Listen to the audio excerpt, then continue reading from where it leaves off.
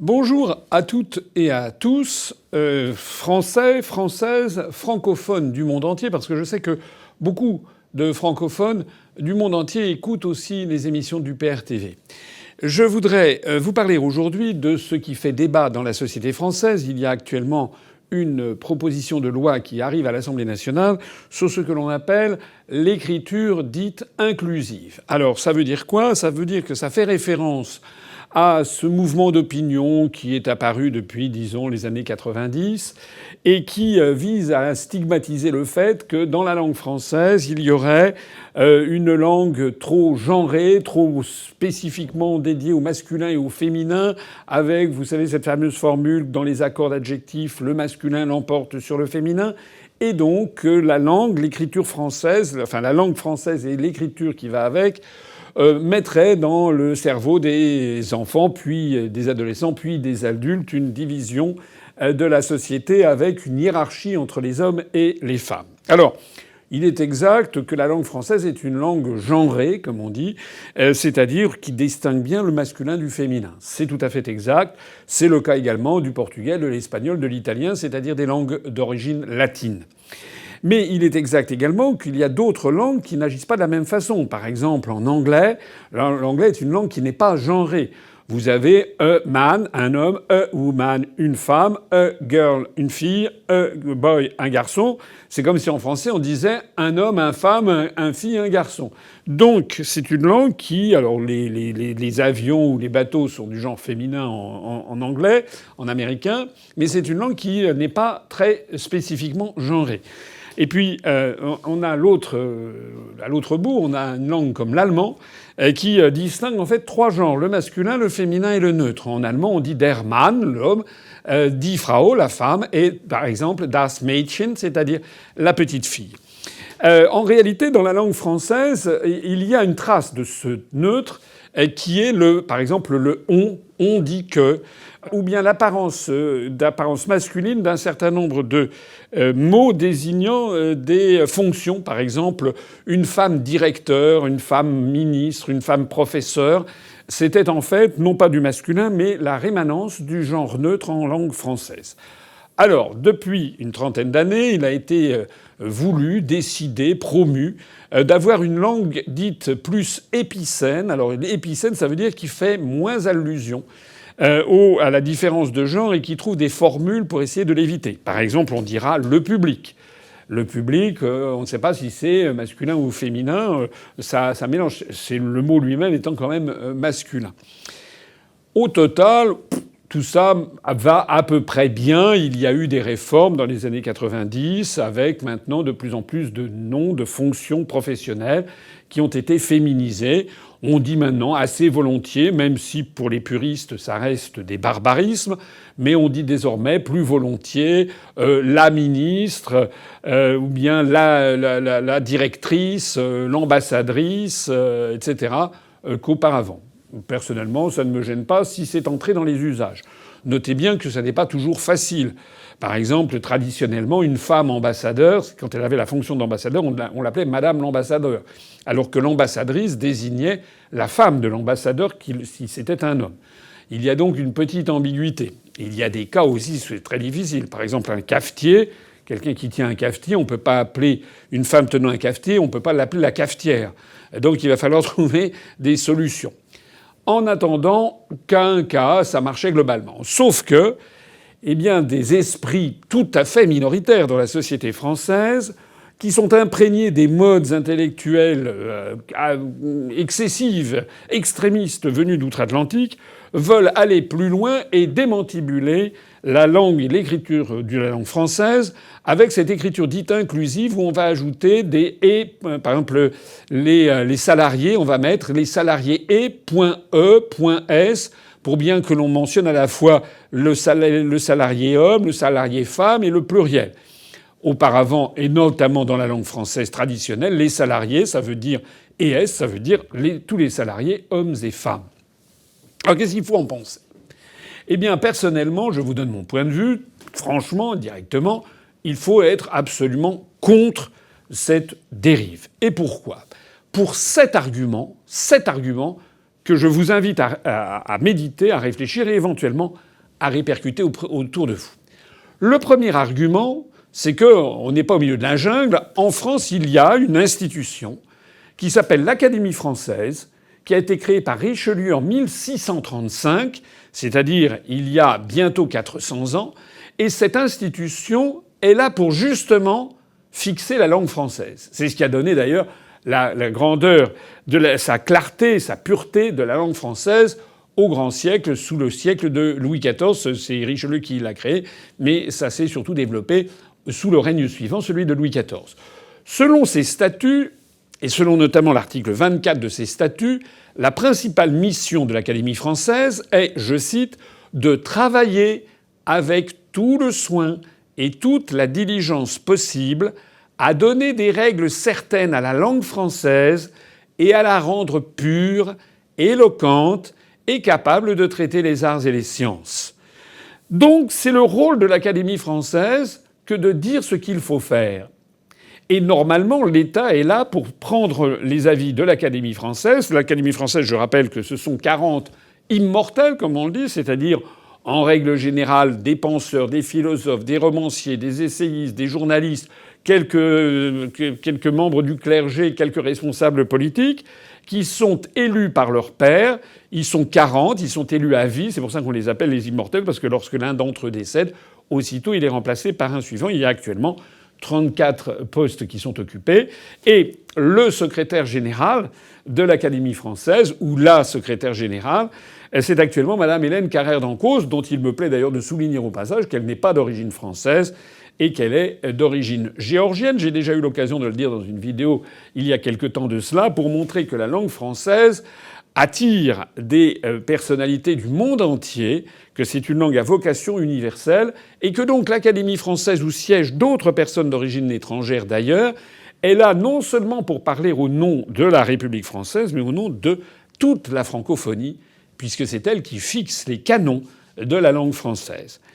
Alors en 2017, l'Académie française a pris position. Elle a pris position face aux marques de l'écriture, face à l'écriture inclusive. C'est donc cette graphie double genrée avec l'aide des points médians, etc. Et l'Académie française a souligné, je la cite, « la multiplication des marques orthographiques et syntaxiques que cette langue inclusive induit aboutit à une langue désunie, disparate dans son expression, créant une confusion qui confine à l'illisibilité. » De fait, si vous imaginez un texte, on en a déjà vu d'ailleurs, où en permanence, à chaque fois qu'il y a un nom, un substantif et un adjectif, il faut le décliner au féminin, masculin, féminin et pluriel, on n'en finit pas. Avec ces points, on a l'impression qu'il y a d'un seul coup du morse qui vient s'insérer dans le texte. Ça rompt la facilité de lecture, ça devient illisible. C'est l'argument numéro 1. L'Académie française a dit non, donc normalement, on prend en considération ce qu'a décidé l'Académie française. Voilà, c'est comme ça. Et puis ceux à qui ça ne plaît pas, ils se plient à la volonté de la majorité, ils se plient à la loi. On a un problème en France, c'est que les ultra-minorités ne veulent plus se plier à la loi commune. Ça ne concerne d'ailleurs pas que la langue française. L'argument numéro 2, c'est que cette écriture prétendument inclusive ne l'est pas du tout. Elle est au contraire exclusive. Il y a quelques mois, en 2020, dans une tribune qui a été publiée par le magazine Marianne, 32 linguistes, Elisabeth Bautier, Louis-Jean Calvet, André Chervel, Pierre Le Goffig, Georges Kléber, Georges Élias Sarfati, etc., ont dressé la liste des défauts de cette écriture inclusive. Ils ont notamment remarqué, je les cite, « en introduisant la spécification du sexe, pour tout et pour rien, à chaque adjectif, on consacre une dissociation, ce qui est le contraire de l'inclusion. En prétendant annuler l'opposition de genre, on ne fait que la systématiser. L'écriture nouvelle aurait nécessairement un effet renforcé d'opposition des filles et des garçons, créant une exclusion réciproque. » C'est-à-dire que lorsqu'on lit un texte, en permanence, on nous ramènerait ligne après ligne à cette opposition de genre. Il y a de quoi devenir fou. C'est le point numéro 2. L'argument numéro 3, c'est que cette écriture inclusive non seulement est très difficile à lire, mais elle prendrait une caractéristique tragique, c'est qu'elle serait forcément distincte de la langue parlée. Je prends un exemple. Vous êtes avec des amis, je sais pas, et vous dites, vous parlez d'un essayiste politique et vous dites l'écrivain a consacré son roman aux électeurs et à leurs élus. Ça, c'est une phrase que vous pouvez dire. Mais en écriture inclusive, et je corse à peine le trait, l'écriture inclusive serait l'écrivain / veine, pour écrivaine, a consacré son / sa roman / romane, puisqu'il fallait féminiser le mot roman, aux électeurs / trices, pour qui est les électeurs et les électrices, et à leurs élus, .e.s. Ça veut donc dire qu'il y a une différence, une discordance complète entre ce texte écrit que manifestement vous ne pouvez pas dire à l'oral et ce que vous dites à l'oral. C'est-à-dire que ça devient d'une extrême complexité. Vous avez une langue qui va se dissocier du langage parlé, qui ne retraduira pas le langage parlé. L'argument numéro 4, c'est que ça devient évidemment très complexe. Et ça devient beaucoup trop complexe pour ceux qui apprennent la langue. La langue française n'a déjà pas la réputation d'être une langue facile. Elle a au contraire la réputation d'être une langue difficile, d'être une langue précise, mais avec beaucoup d'exceptions. Voilà ce qu'est la langue française, avec beaucoup de temps, de modes, le conditionnel, le subjonctif, le futur, le passé simple, etc., etc. Bref, c'est déjà une langue difficile, et on le voit bien puisque, au sortir de l'école primaire, il y a un pourcentage parfois très important des élèves qui sortent avec une difficulté à lire et à écrire la langue française. Est-ce que vous pensez vraiment que c'est en complexifiant à l'excès cette langue qu'on va favoriser l'apprentissage ? La réponse est non. Les jeunes, les enfants seront complètement perdus. Même remarque pour les étrangers. En d'autres termes, ces réformes, qui d'ailleurs ne s'appliqueraient qu'en France, eh bien, seraient très difficiles à apprendre pour des étrangers ou pour des enfants. L'argument numéro 5, je viens à l'instant de l'évoquer, c'est que ça s'appliquerait en France, mais rien ne dit que les autres pays francophones suivraient les décisions. Peut-être au Québec, où la proximité des États-Unis pousse à ce genre de réflexion et d'évolution excessive. Mais dans beaucoup de pays du monde, je pense aux pays du Maghreb, je pense aux pays d'Afrique francophone, je pense à Madagascar, je pense à Haïti, je pense à l'ancienne Indochine française, et puis je pense aussi dans tous les pays où on apprend le français, en Russie, au Brésil, en Chine, au Japon, en Corée, etc. Eh bien, il est très probable que la grande majorité des autres peuples refuseraient d'accepter ces modifications, de telle sorte que l'on aurait un phénomène de division au sein de la francophonie.